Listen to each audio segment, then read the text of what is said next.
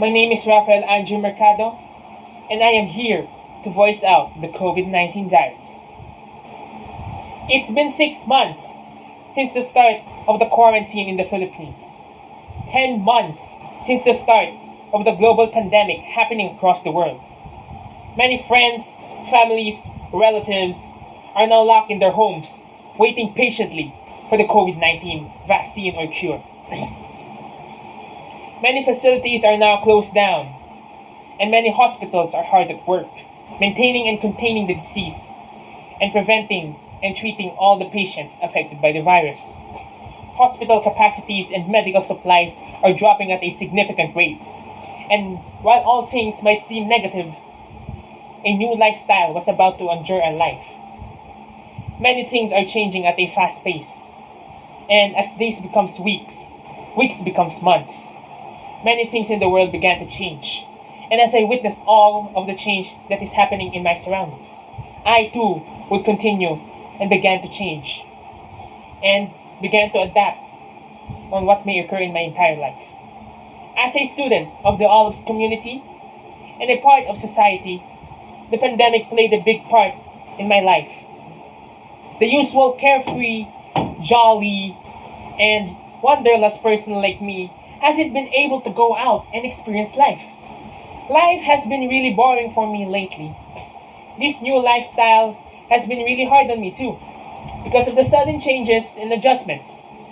I find myself in a culture shock state in this new lifestyle. Life is hard on me because I've been dealing with a lot of problems lately. This year has been really bad for me. And I've been dealing with all those problems for the past month, just recently, and so.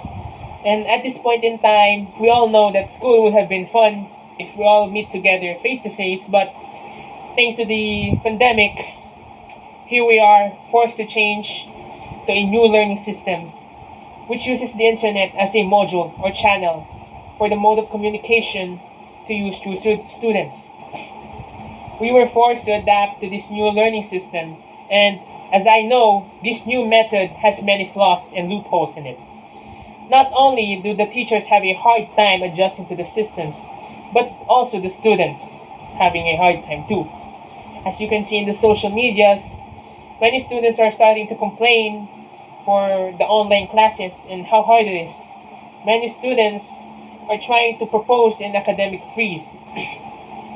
And many flaws like insufficient gadgets, bad connection, and lack of political support come into play too.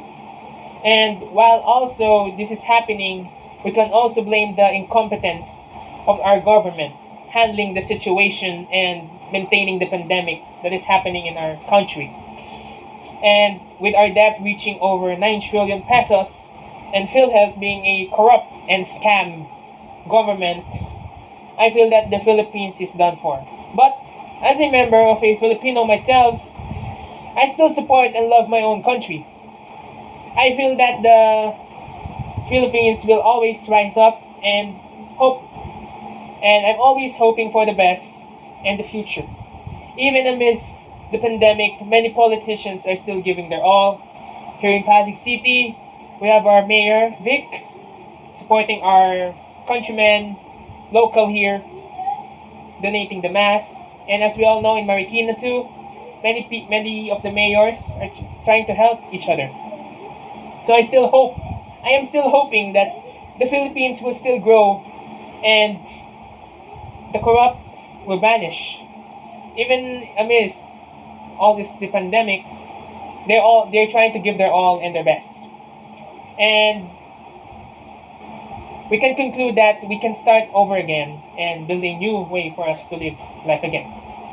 We just need to build a positive mindset and move on with our lives peacefully. I myself have always hoped that this pandemic will end and we will all be able to live our lives again.